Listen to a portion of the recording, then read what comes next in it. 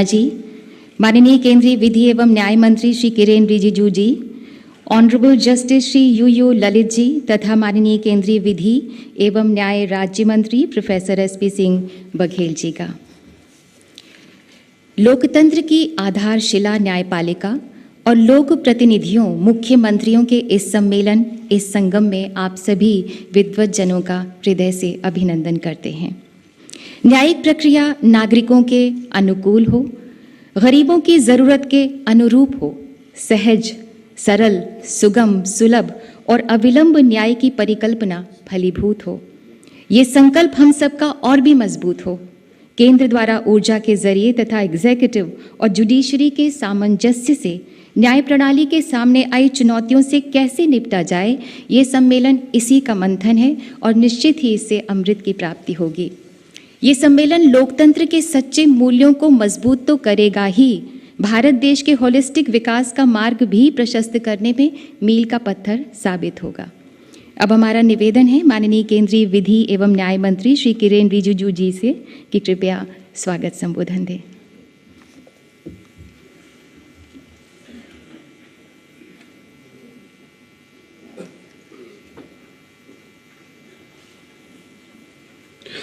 Honorable Prime Minister of High Justice, to the sense of justices of, I am particularly energized by the presence of the Chief Ministers of the states and Chief Justices of High Courts in this conference.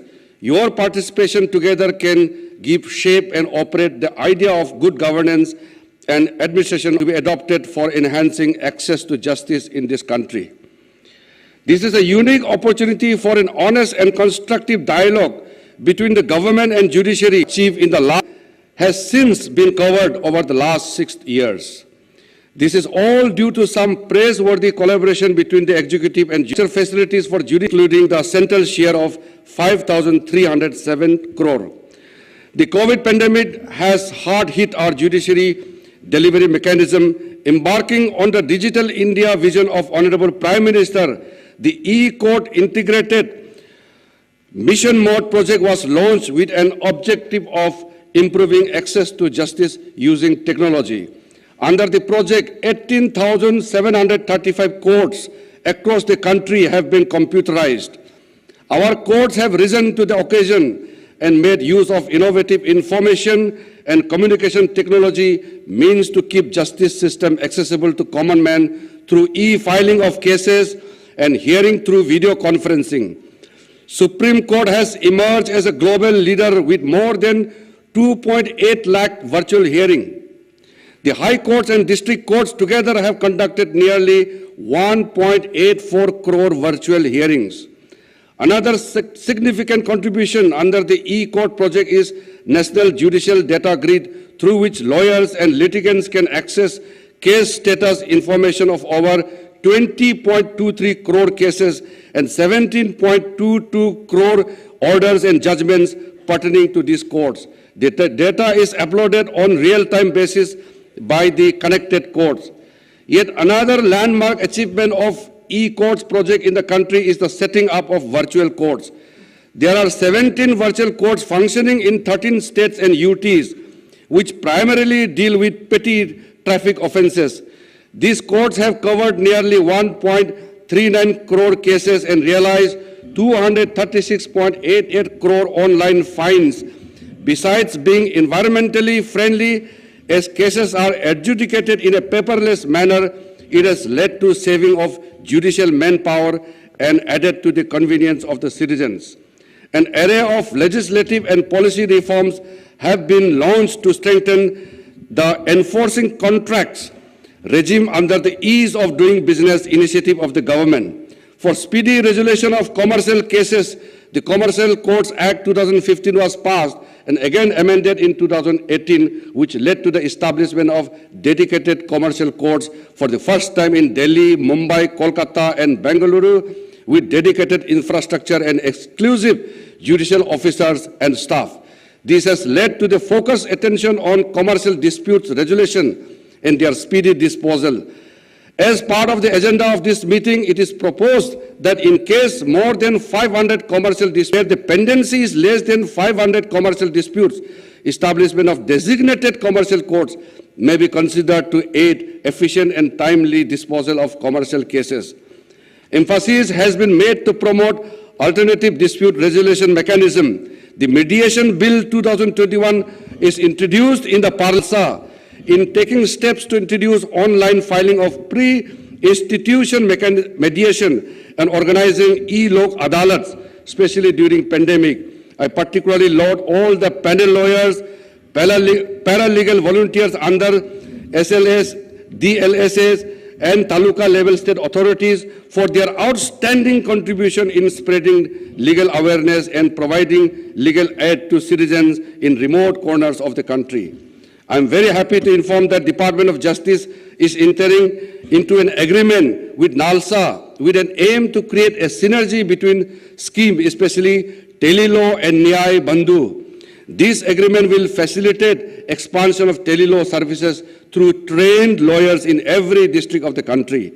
I request all the states and union territories to extend their wholehearted support in reaching the unreached. I would like to remind that in order to ensure free and fair delivery of justice, it is extremely important that court complexes work in a safe and sound environment.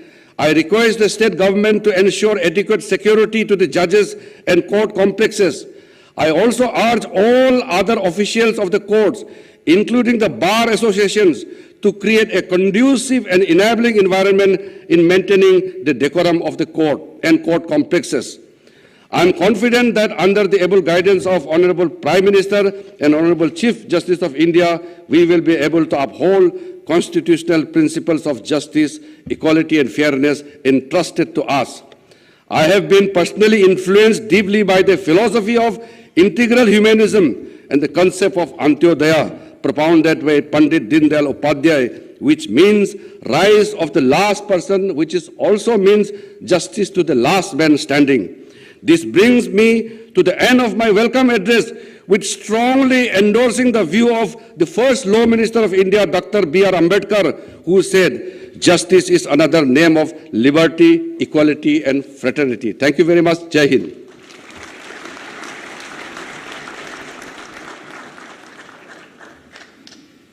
बहुत बहुत धन्यवाद माननीय आपका। और अब हमारा विनम्र आग्रह है honourable chief justice of India justice Shri N V. Ramana ji आपसे कि कृपया अपने विचार प्रस्तुत करें।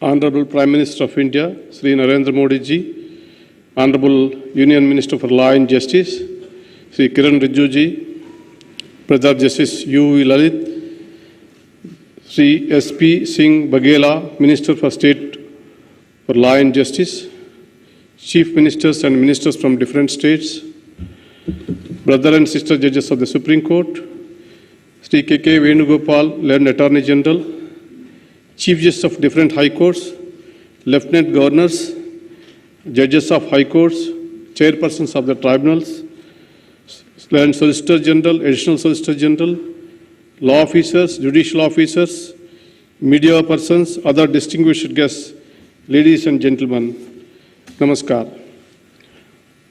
I am very happy to be taking part in the 11th Joint Conference of Chief Ministers and Chief Justices for two reasons. Firstly, because we are meeting after 6 long years. Secondly, among us, the public representatives, this is an opportunity for us to learn from your rich experience, knowledge and wisdom that you have acquired in public life. You are the live link with the people.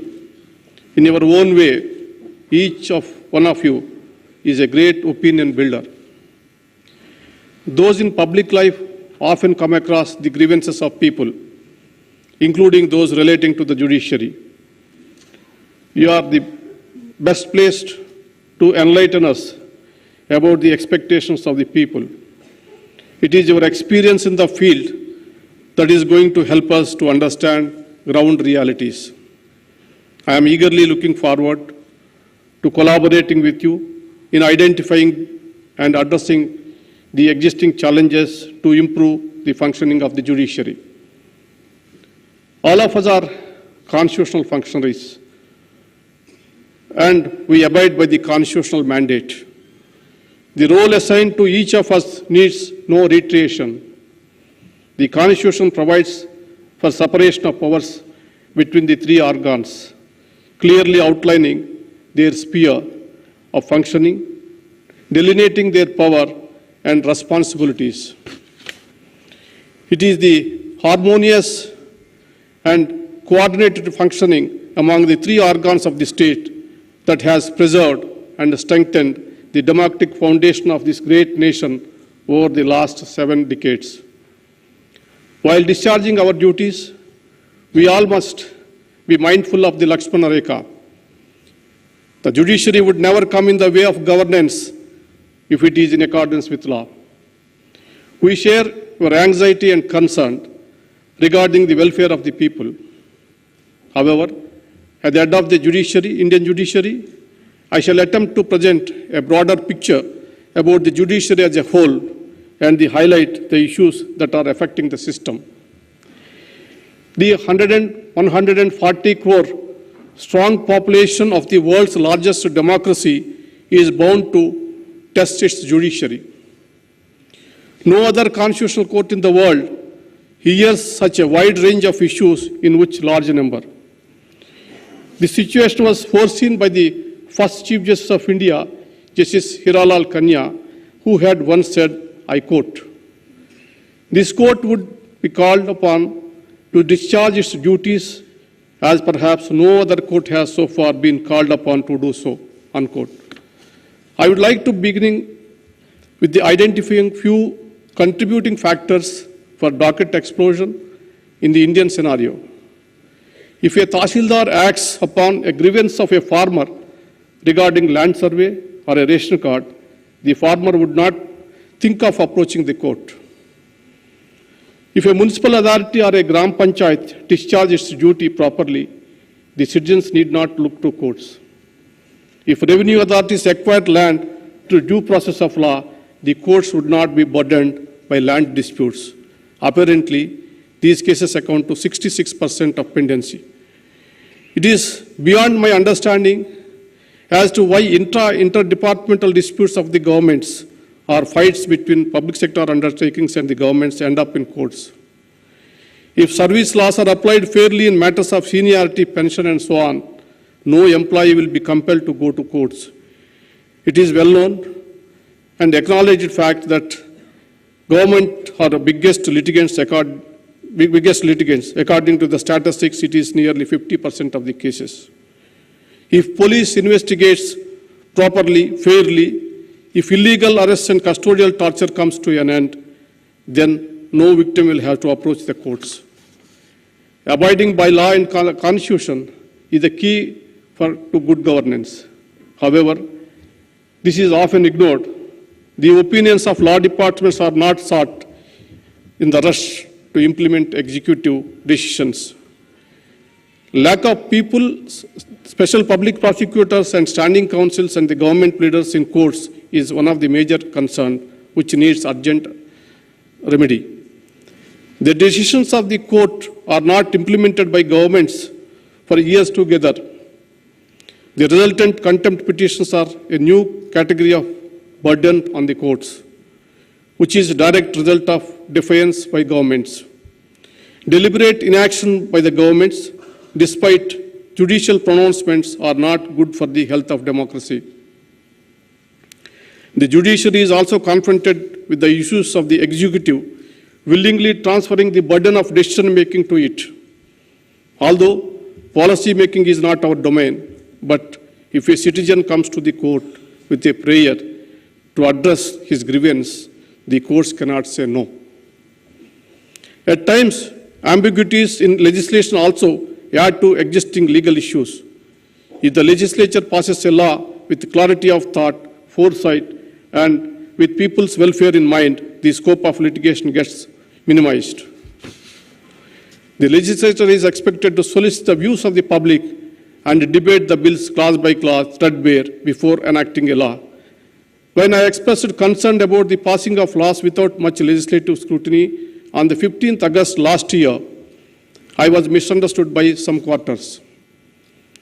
Let there be no doubt, I have the highest regard for the legislature and the elected representatives. I value the role played by each of them in our democracy, right from a ward member to a member of parliament. I was merely pointing towards certain deficiencies. Interestingly, my sentiments of law making in India were shared by none other than the Honorable Lok Sabha Speaker, Shri Om Birla, who reportedly a few weeks back, I quote, "Law should be made after thorough debates and discussions, incorporating the needs of the aspirational sections of the society," unquote. Based on these principles, one can safely summarize that often litigation is triggered because of two major reasons. One is non-performance by various wings of the executive.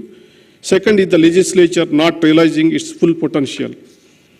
I am sure you will all agree with me that these are avoidable burdens on judicial system. On various occasions, I have elaborated on the complexities involved in these issues. I am aware that there are certain concerns with the judicial system also, with regarding to timely delivery of justice and pendency.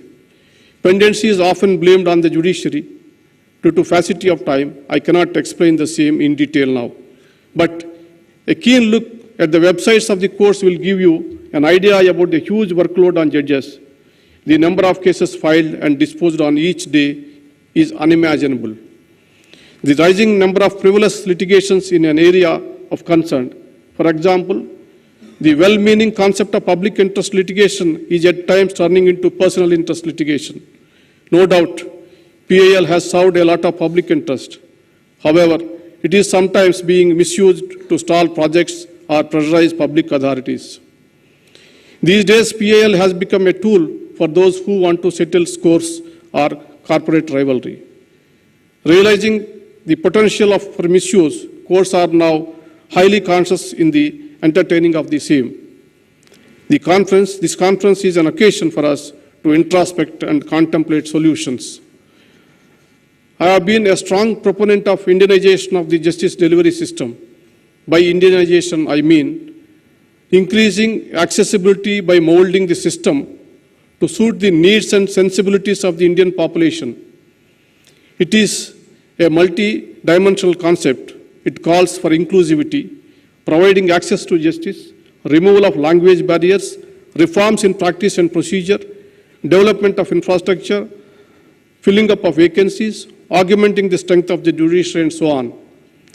I am of the firm belief that judicial infrastructure, both in terms of personal and physical infrastructure, needs urgent attention.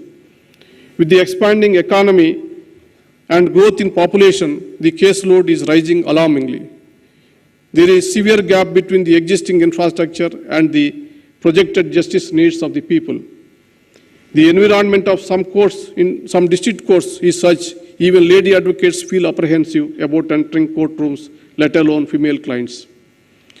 Courts, being temples of justice, should be welcoming and carry the requisite dignity and aura. To standardize and improve judicial infrastructure, I have been focusing on the creation of a special purpose vehicles, namely National Judicial Infrastructure Authority and the State Judicial Infrastructure Authorities in the lines of NALSA and SALSA. Let me make it very clear, this is not about funds. I must acknowledge that the Union government has been making reasonably budgetary allocations through its centrally sponsored schemes for this purpose. The data since the inception of the scheme since 1993 to 94 suggests that allocated funds remain underutilized due to procedural difficulties. The time has come to move on from the present ad hoc committees to more streamlined, accountable, and organized structure. I want to dispel apprehensions emerging from certain sections on this proposal. The proposed authorities are not aimed at usurping the powers of any government. The proposed authorities will have representation from all the stakeholders. It must, however, be acknowledge that it is the judiciary which understands best its own needs and requirements. Hence, the present proposal aims to bring infrastructure development under the supervision of special purpose vehicles to be headed by the respective Chief Justices and involve the representatives of central and state governments. Another important factor in promoting access to justice is filling up of the vacancies, increasing and sanction strength of judges. Yesterday, at the Supreme Court Bar Association event, the learned Attorney General Shri K.K. Venugopal also highlighted the issue of vacancies and pendency, expressing concern about the large number of vacancies at different levels in the judiciary. He said, I quote, "How do you expect that we would be able to even make a dent in the pendency of cases?" Unquote. As on today, out of 1,104 sanctioned posts of High Court judges, there are 388 vacancies.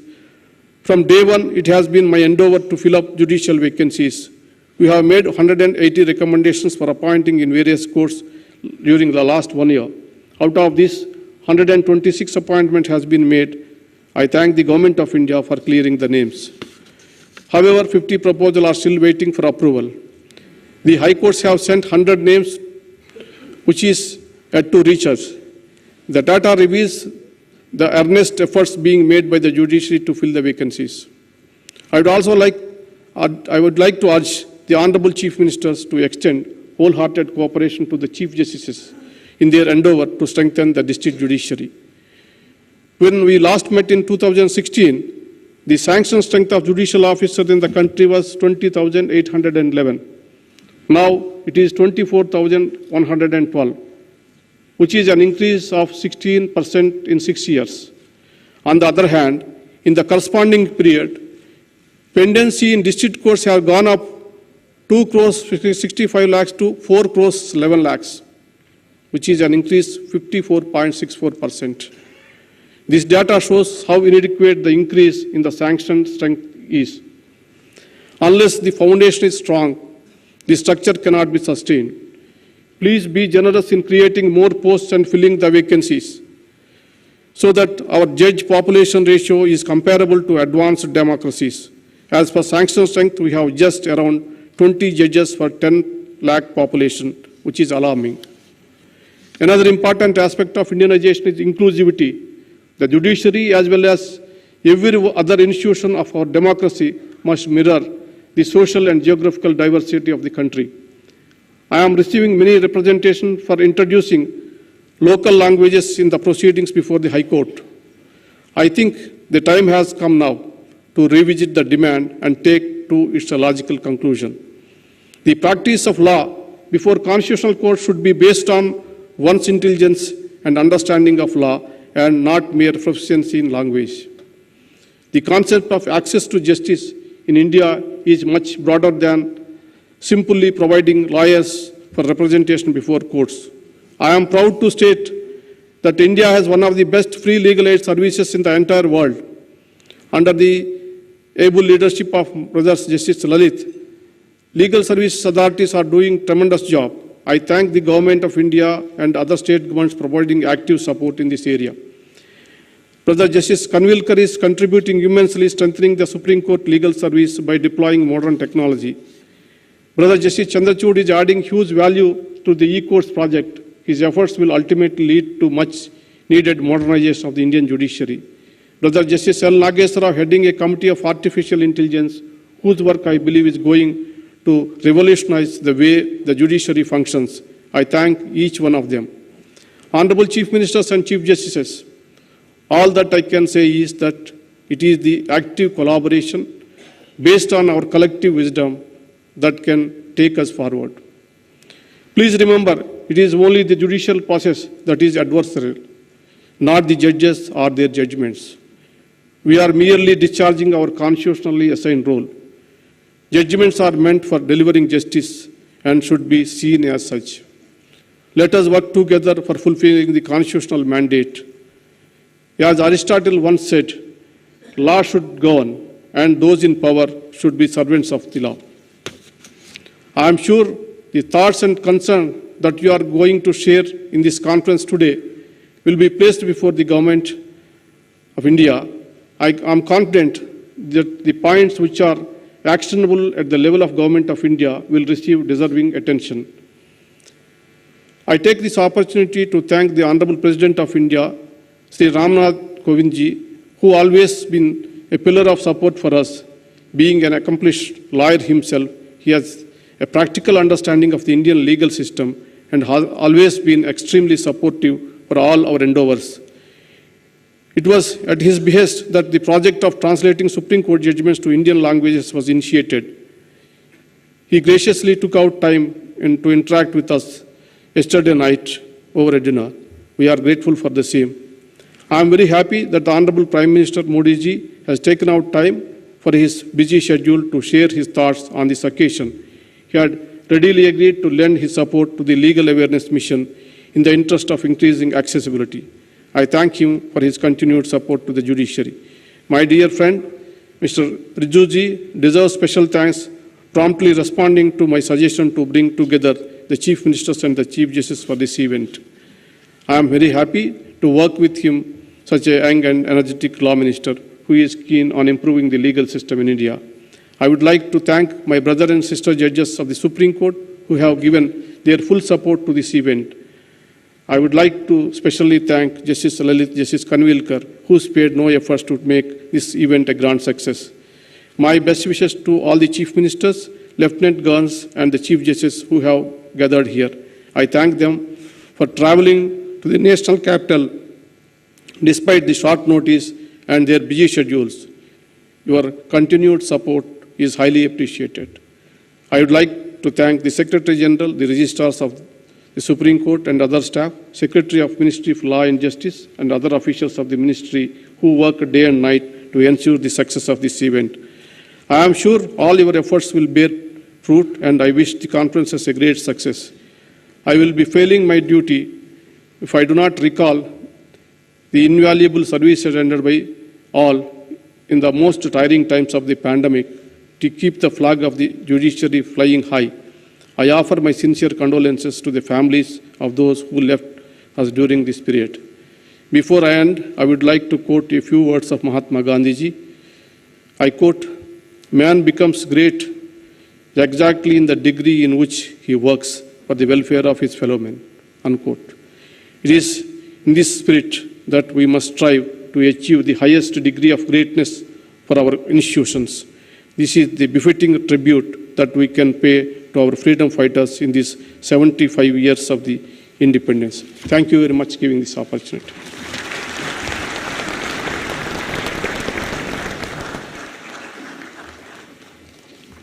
बहुत बहुत धन्यवाद माननीय आपका। माननीय प्रधानमंत्री जी के गौरवशाली नेतृत्व में न्यू इंडिया नागरिकों की आकांक्षाओं का भारत बना रहा है। सबका साथ, सबका विकास, सबका विश्वास, सबका प्रयास अब सबका उत्साह बनता जा रहा है। लोकतंत्र के मंदिर में सर झुकाने वाले माननीय प्रधानमंत्री जी न्याय सबके लिए के प्रति हृदय से समर्पित हैं और पंक्ति में खड़े आखिरी व्यक्ति के लिए भी फिक्रमंद हैं। माननीय प्रधानमंत्री जी से हमारी विनम्र अनुनय है कि कृपया हम सबका मार्गदर्शन करें।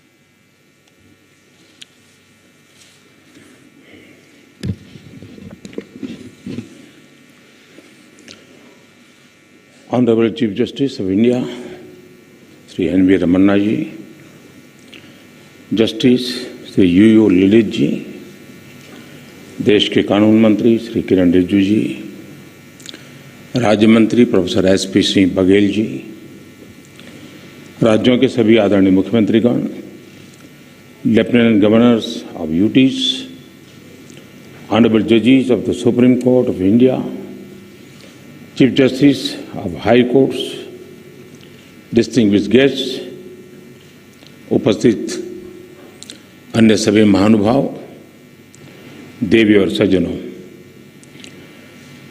राज्य के मुख्यमंत्रियों और हाई कोर्ट के मुख्य न्यायाधीशों की ये जॉइंट कॉन्फ्रेंस हमारी संवैधानिक खूबसूरती का सजीव चित्रण है। मुझे खुशी है कि इस अवसर पर मुझे भी आप सबके बीच कुछ पल बिताने का अवसर मिला है। हमारे देश में जहां एक और जुडिशरी की भूमिका संविधान संरक्षक की है, वहीं लेजिस्लेचर नागरिकों की आकांक्षाओं का प्रतिनिधित्व करता है। मुझे विश्वास है कि संविधान की इन दो धाराओं का ये संगम, ये संतुलन देश में प्रभावी और समयबद्ध न्याय व्यवस्था का रोडमैप तैयार करेगा। मैं आप सभी को इस आयोजन के लिए हृदय से शुभकामनाएं देता हूं। साथियों, मुख्यमंत्रियों और मुख्य न्यायाधीशों की ज्वाइंट कॉन्फ्रेंस पहले भी होती आई है और उनसे हमेशा अपने आप में और भी ज्यादा खास है। आज ये कॉन्फ्रेंस एक ऐसे समय में हो रही है, महोत्सव मना रहा है।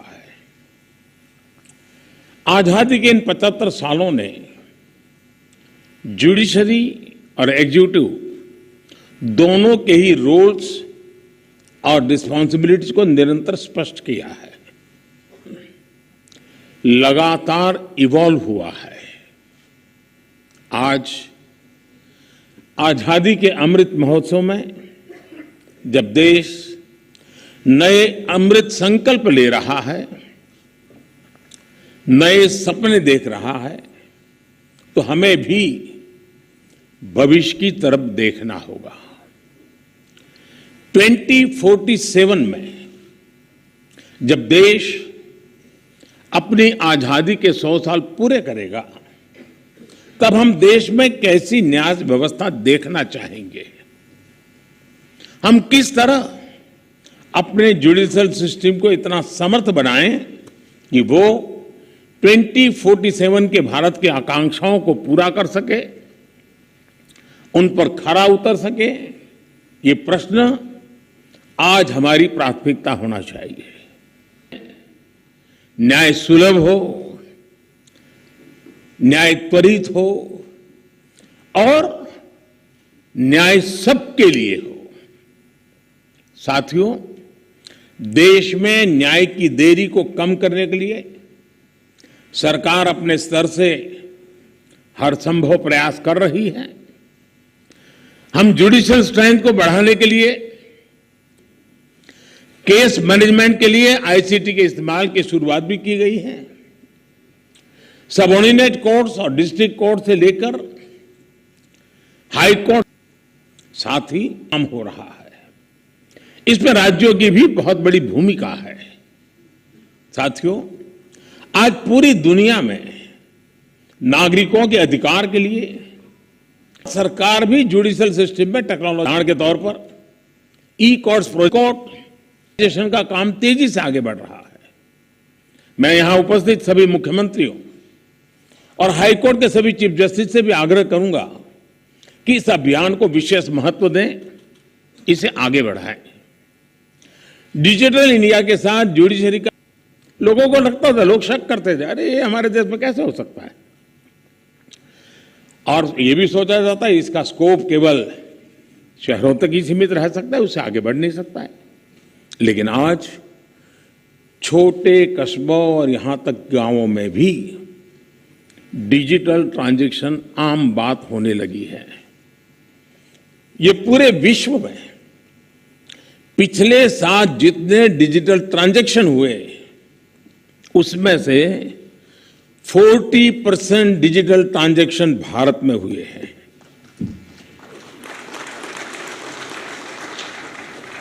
सरकार से टेक फ्रेंडली ह्यूमन रिसोर्सेज भी है।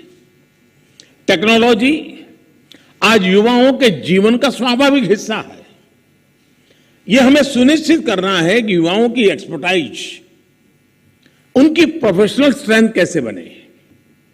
आजकल कई देशों में लॉ यूनिवर्सिटीज में blockchains, electronic discovery, cyber security, robotics, artificial intelligence और बायो एथिक्स जैसे विषय पढ़ाए जा रहे हैं।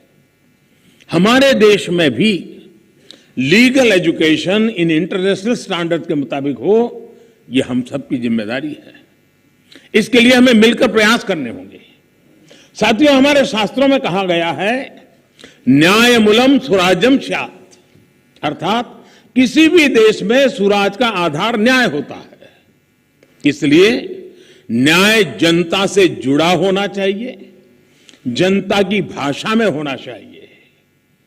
जब तक न्याय के आधार को सामान्य मानवी नहीं समझता, उसके लिए न्याय और राजकीय आदेश में बहुत फर्क नहीं होता है। मैं इन दिनों सरकार में एक विषय पे थोड़ा दिमाग खपा रहा हूं। दुनिया के कई देश ऐसे हैं कि जहां कानून बनाते हैं तो एक तो लीगल टर्मिनोलॉजी में कानून होता है, लेकिन उसके साथ एक और कानून का रूप भी रखा जाता है जो लोक भाषा में होता है, सामान्य मानवी की भाषा में होता है, और दोनों मान्य होते हैं। और उसके कारण सामान्य मानवी को कानूनी चीजों को समझने में न्याय के दरवाजे खटखटाने की जरूरत नहीं पड़ती है। हम कोशिश कर रहे हैं कि आने वाले दिनों में हमारे देश में भी कानून एक पूरी तरह लीगल टर्मिनोलॉजी हो, लेकिन साथ साथ वही बात सामान्य व्यक्ति की समझ में आए उस भाषा में, और वो भी दोनों एक साथ असेंबली में या पार्लियामेंट में पारित हो, ताकि आगे चल करके सामान्य मानवी उसके आधार पर अपनी बात रख सकता है। दुनिया के कई देशों में ये परंपरा है। अभी मैंने एक टोली बनाई है, वो उसका अध्ययन कर रही है। साथियों, हमारे देश में आज भी हाई कोर्ट्स और सुप्रीम कोर्ट की सारी कार्यवाही इंग्लिश में होती है, और मुझे अच्छा लगा सीजेआई ने स्वयं ने इस विषय को स्पर्श किया। तो कल अखबारों को पॉजिटिव खबर का अवसर तो मिलेगा अगर उठा ले तो।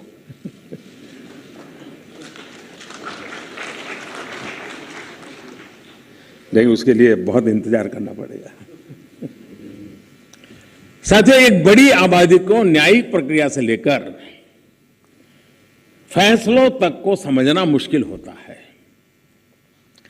हमें इस व्यवस्था को सरल और आम जनता के लिए ग्राह्य बनाने की जरूरत है। हमें कोर्ट्स में स्थानीय भाषाओं को प्रोत्साहन देने की जरूरत है। इससे देश के सामान्य नागरिकों का न्याय प्रणाली में भरोसा बढ़ेगा, वो उससे जुड़ा हुआ महसूस करेगा। अब इन समय हम एक कोशिश कर रहे हैं कि टेक्निकल एजुकेशन और मेडिकल एजुकेशन मातृभाषा में क्यों नहीं होना चाहिए। हमारे बच्चे जो बाहर जाते हैं, दुनिया की वो भाषा कोशिश करते हैं पढ़ करके फिर मेडिकल कॉलेज की, तो हम हमारे देश में कर सकते हैं।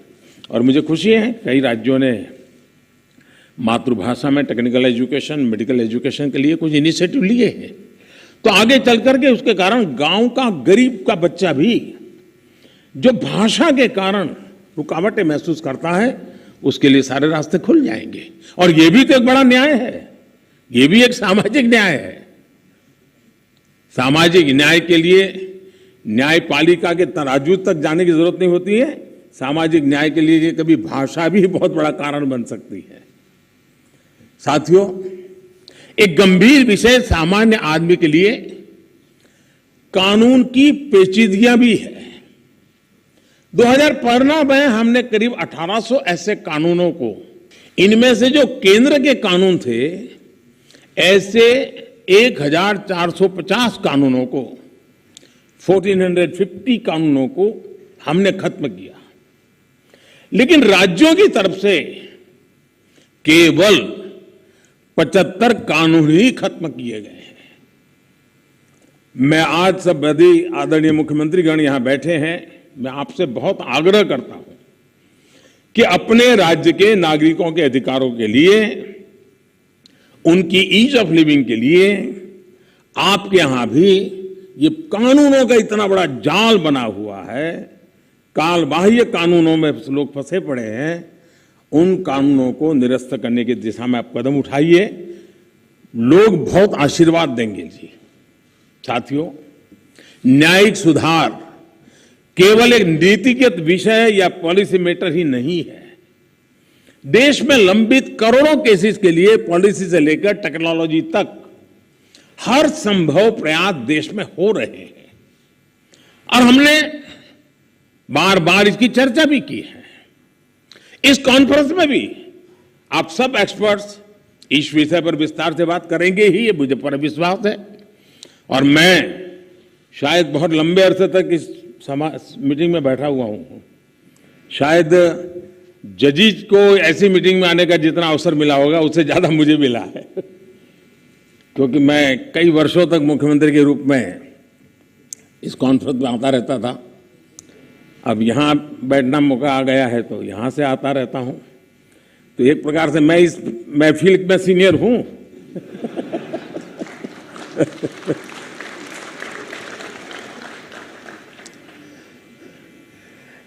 साथियों, इस विषय में जब मैं बात कर रहा था तो मैं मानता हूं कि इन सारे कामों में मानवीय संवेदनाएं जुड़ी हुई है। मानवीय संवेदनाओं को भी हमें केंद्र में रखना ही होगा। आज देश में करीब 3.5 लाख प्रिजनर्स ऐसे हैं जो अंडर ट्रायल है और जेल में है। इनमें से अधिकांश लोग गरीब या सामान्य परिवारों से। हर जिले में डिस्ट्रिक्ट जज की अध्यक्षता में एक कमेटी होती है ताकि इन केसेस की समीक्षा हो सके, जहां संभव हो बेल पर उन्हें रिहा किया जा सके। मैं सभी मुख्यमंत्रियों और हाई कोर्ट के जजेस से अपील करूंगा कि मानवीय संवेदनाओं, उन संवेदनाओं और कानून के आधार पर इन मामलों को भी अगर संभव हो तो प्राथमिकता दी जाए। इसी तरह न्यायालयों में और खासकर स्थानीय स्तर पर लंबित मामलों के समाधान के लिए मध्यस्थता, मीडिएशन भी एक महत्वपूर्ण जरिया है। हमारे समाज में तो मध्यस्थता के जरिए विवादों के समाधान की हजारों साल पुरानी परंपरा है। आपसी सहमति और परस्पर भागीदारी ये न्याय की अपनी एक अलग मानवीय अवधारणा है। अगर हम देखें तो हमारे समाज का वो स्वभाव कहीं ना कहीं अभी भी बना हुआ है। हमने हमारी उन परंपराओं को खोया नहीं है। हमें इस लोकतांत्रिक व्यवस्था को मजबूत बनाने की जरूरत है। और जैसे चीफ साहब ने ललित जी की तारीफ की, मैं भी करना चाहूंगा। उन्होंने पूरे देश में भ्रमण किया, हर राज्य में गए इस काम के लिए, और सबसे बड़ी बात है कोरोना काल में गए। साथियों, मामलों का कम समय में समाधान भी होता है, न्यायालयों का बोझ भी कम होता है और सोशल फैब्रिक भी सुरक्षित रहता है। हमने इसी सोच के साथ संसद में मीडिएशन बिल को भी एक अम्ब्रेला लेजिस्लेशन के रूप में भी पेश किया है।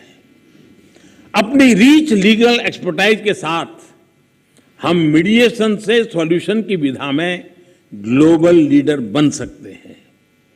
हम पूरी दुनिया के सामने एक मॉडल पेश कर सकते हैं।